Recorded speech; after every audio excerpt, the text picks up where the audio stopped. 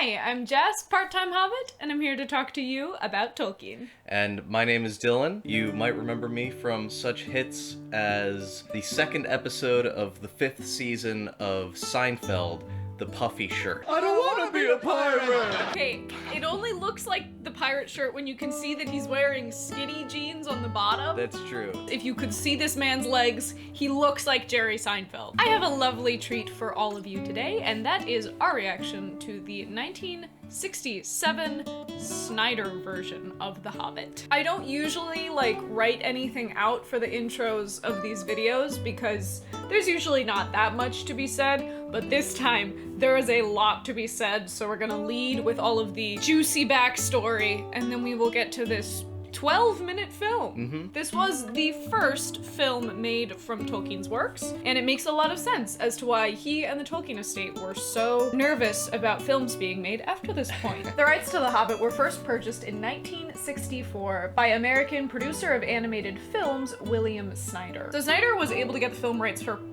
pretty much next to nothing because The Lord of the Rings had yet to blow up and become as popular as it is today. But there's also a little bit more of an exploitative element to them being so cheap. The people that were running the Tolkien estate just didn't have any idea how Hollywood or movie making worked. And so they didn't know A, how much the rights should cost, and B, how to write up a contract for this kind of thing. Awesome. So, keep that thing about the contracts in mind, all right? I can't wait. The first thing that Snyder did when he had purchased the rights was to call up his friend Gene Deitch. So Deitch was an animator and director of animated shorts who had previously worked on projects with Snyder such as Popeye. Oh. They worked on Popeye together. Exactly. Deitch also directed 13 episodes of Tom and Jerry. Hey! Which, fun fact, those episodes that he directed are currently considered to be some of the worst episodes of Tom and Jerry ever made.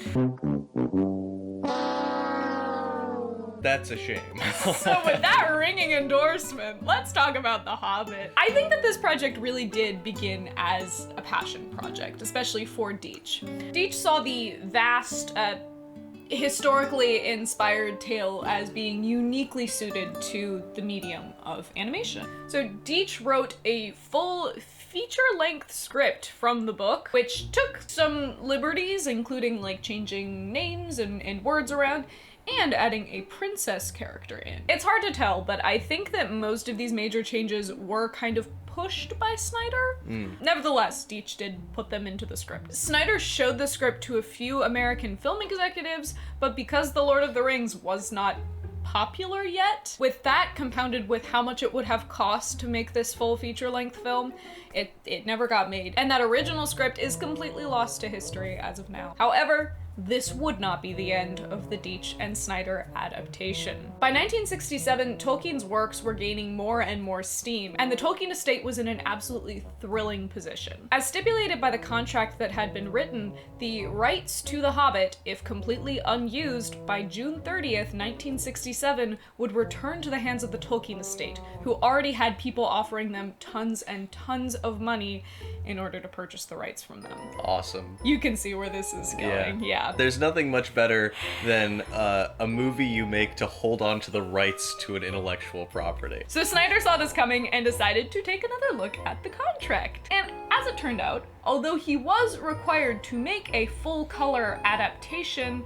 of The Hobbit, the contract did not specify how long the film had to be or how wide the release of this film had to be. At the beginning of June, Snyder called Deitch, demanding that he resurrect the scrapped script in order to turn it into a 12-minute single-reel animated adaptation of The Hobbit by the end of the month. Deitch wasn't really happy about this, and he called the film The Ghost of the Hobbit in his letters to Snyder, but he still did it, and by June 29th, 1967, he was flying into Manhattan, New York, with the reel of the Hobbit film in hand. Dudes rock. To say that the release of this film was disappointing would have been an understatement. On the final day, June 30th, as down to the wire as it could be. Deitch stood out of the theater they had rented in downtown Manhattan, literally begging passerbys on the street to pay 10 cents to sit down and watch what he called a 12-minute preview of a film. This didn't work, and so he ended up having to hand passerbys 10 cents so that they could hand it back to him in order to say that they technically paid to see the film. So this finally worked, and this poor, small, confused group of moviegoers sat down and watched this 12-minute masterpiece. And then at the end, they all had to sign contracts stating that they had indeed watched a full-color film adaptation of The Hobbit. That rules. Oh yeah, so that was that. They had made the deadline and the rights stayed in Snyder's hands until he sold them back to the Tolkien estate. Guess how much? Guess how much? This is 60s money too. I'm gonna say something crazy like $50,000. $100,000. I was gonna... Damn it! Deitch, though, who was the one who I would say made this film happen, didn't see a single penny of that money, and he eventually spoke out about the whole situation on his blog. It wasn't really like a call-out post, but Right. it was him describing his experience with the situation. It's an interesting post. His blog is not up anymore, so you'll have to go on the Wayback Machine to read it, but it is interesting. And also, in that blog post, he says that this all went down in 1966, but that's not true. It happened in 1967, according to, history. So I'm pretty sure it was 1967. For years, this precious 12-minute film had only ever been seen by Deitch, Snyder, and those couple of people from the streets of Manhattan that saw it in that first preview. But in 2012, it was uploaded to YouTube. And now all of us get to enjoy it. Wow. I think that's a wonderful story. It sounds very much like a lot of other stories I've unfortunately also heard in the world of filmmaking. Famously, Roger Corman made a Fantastic Four movie in, I think, the 80s or 70s that was not even released, but they just made it They had so to that make the film. they had to make the film so that they could hold on to the rights. And honestly, there are elements of it that are like, oh, that was a clever way fun. that was a clever way of making a movie. Stories like this and other rights issues that the Tolkien estate have had, this is why they're so wary to let people adapt stuff. Yeah. I mean, obviously this would put a sour taste in your mouth, especially because Tolkien was still alive when this happened. Right. And then the series of other bad adaptations, which will be linked up here for the playlist if you want to watch all of them. It's just not a great track record. I was gonna say, I'm surprised that they're so cautious with their adaptations considering all the garbage ones we've seen. I'm not even like a big Lord of the Rings guy, and I've seen more adaptations of the Lord of the Rings than probably most Lord of the Rings fans. None of them I will ever be like, ooh, you know what I want to do? I want to watch that again. By the 60s, you have a lot of animation on TV. You have things like Hanna-Barbera. I'm pretty sure by mid-60s you've got them coming around. And as well as you have a lot of animation that is crossing over from the 50s and 40s. And then you also have a lot of experimental animation. Right. But there's not a ton of mainstream feature, go to a cinema and watch a feature-length animated movie. Animation was not dead. Right. But it was not necessarily thriving in a very mainstream way. Okay, so when they were presented with a movie that would have been so expensive that it would have needed to be mainstream for an IP that was not very well known, especially in America. Very appealing. Not appealing. Yeah. Do you wanna watch this? Here, Let's let me- watch. I do like the art. This yeah. was Dale, the city They of were going for a golden retro bells in animation the time style, of and Middle-earth. I think yeah. It reminds me a little bit of And this some is of the the environments in Arkenstone of early old. Samurai White, Jack. Torrin Oakenshield. Hey, there he is. They didn't give him eyebrows either. They shouldn't do that red font thing, because that guy, his name was Hass, and I thought it was Ass. That Dale has been destroyed by slag. Why did they name him Slag? Oi mate, Dale's been getting slagged off in it. You cannot include that, I don't I think I will. Okay, I mean, none of the animation is bad thus far. Well, Like all hobbits, he lived in a hole. What in the animation? ground. None of the Everything needed art for a has been cozy, bad. secure I really life.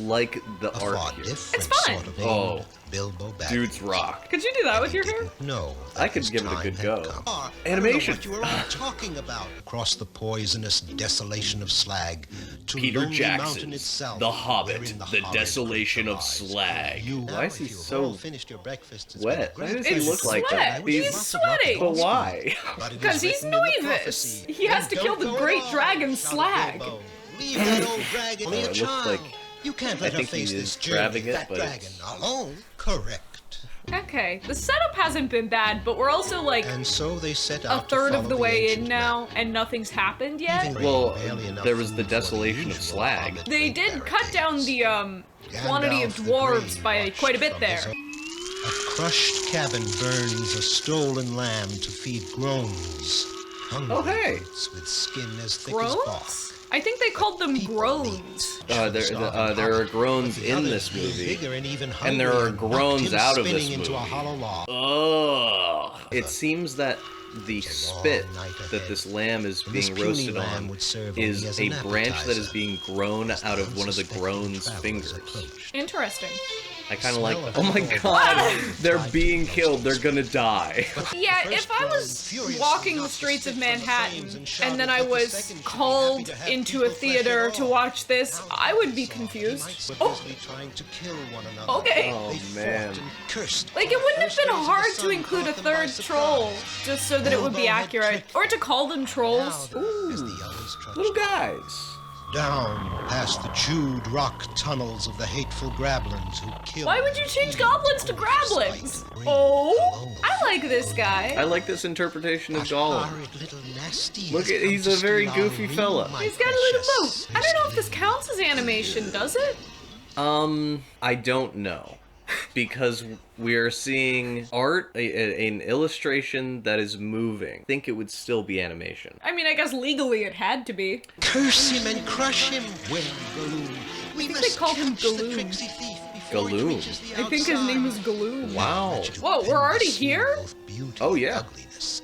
His I thought we feelings, were- too, okay, a I swirling mean, mixture of exhilaration. sure. Others, he fashioned a powerful crossbow from old mining tools.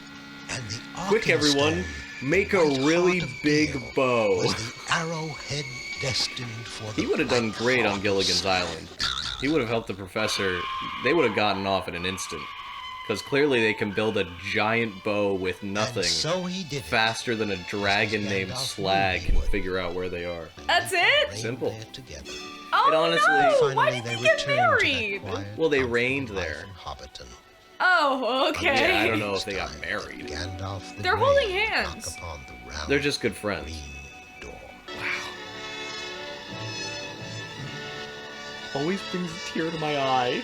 Anyway, all I'm saying is release the Snyder Cut, if you know what it is. That was the Snyder was. Cut. I don't have any thoughts. Do you? I have a few. I think the art was very impressive. I enjoyed the art. I expected it to be art-wise not as good, but with more movement of the characters. You have less than a month to make a 12-minute animated movie. That is a lot. 12 minutes already is a lot for an animated movie. So you have to choose, do I want it to look terrible and have competent animation, or do I want it to look really good and have very minimal animation? And clearly they went with the latter. And if I bought like a storybook version of The Hobbit and it was art by Gene Deitch, or if there was anybody else involved in the art department, I would be happy with that. I think what's messing with my brain right now is that wasn't The Hobbit. Like, that wasn't the same story. Well, The- Bilbo Baggins was in it, and as we all know, Bilbo Baggins is what makes this story rock and roll. The Hobbit himself. There weren't dwarves in it. There's one. They didn't say he was a dwarf. They added a female character in instead, as well as another random guy in a striped shirt. He was the guard who was asleep when Slag came to burn the city. They renamed everything for no reason, it would seem to me. They added in a romance plotline. Hold on now. They didn't add in a romance plotline. The movie ended and then they got married. Which I know that they just did because they were uncomfortable with Bilbo remaining a bachelor. Which I don't understand, especially for the 60s. It's just not the same story. I am struggling to critique it on a story perspective because for a 12-minute short film in a storybook style made in a month, that's not bad. Those are very specific parameters. Yeah. I know. However, it just wasn't like that bad. It just wasn't The Hobbit. I guess in reality I can't comment on that because I have neither read The Hobbit nor seen any of Peter Jackson's Hobbit films. Well, you saw the first half of the first one. I saw the first half of The Hobbit: An Unexpected Journey, the extended edition on YouTube on our first date. I would say this is a fairly harmless watch if you wanted to watch it yourself. It's so short that it's like, there's just not that much to be said about it. If anything, I would say that the interesting part is the behind the scenes of it. This was a decent watch, I'd say. This was one of my favorites. Honestly, it's because I thought it was, at least in terms of visuals, there was some strength there. There was nothing about it that was like so bad that it was good or so bad that it was really bad. It kind of just was, it was just a short animated film. And yet you don't like the Swedish version, It was which the worst one. I would say has the exact... I hated that one. Well, no, that's not even fair. But it was not good enough. It just. We're not gonna have this conversation. Listen, it's just gonna be. This is just I don't want to have this. I don't want to have this We're rewatching conversation. it. We're rewatching it right now, and that's what this new episode is about. We're Oh, gonna so be you rewatching. do We're gonna be like it. rewatching the So Swedish you version do- of. This was the final, truly obscure adaptation that we had. I say that with some caveats, because there's things like another script from the 60s by John Borman, but that is just a script. Perhaps we will do a staged reading or something of that kind, but that's probably gonna come like way later down the road because my life is chaotic right now. Just horrible. It's fine, it's just chaotic. So that'll be coming later. We're gonna watch The Rankin and Bass next. Okay. I believe. And then, as the finale of that, we will be watching the Hobbit movies, because they're not obscure, but they're not that good. Watching those movies with you is going to be a ton of fun, and you guys aren't going to want to miss that, so make sure you hit that subscribe button so that you catch that video, and all of the other videos that I make every single week. If you guys liked this video, please be sure to hit that like button, because it really helps me out. And if you guys have any video ideas that you would like to see, or anything you'd like to see us watch, there's a Google form linked in my description, and feel free to submit your ideas, because I'd love to hear them as I'm making up my schedule. Well, thank you, as always, for sitting through these weird adaptations. You know, I gotta say, for the first time doing any of these, particularly the last one, it was a pleasure. Anyway, thank you so much for watching this week, and I hope that you all have a very happy, hobbity day.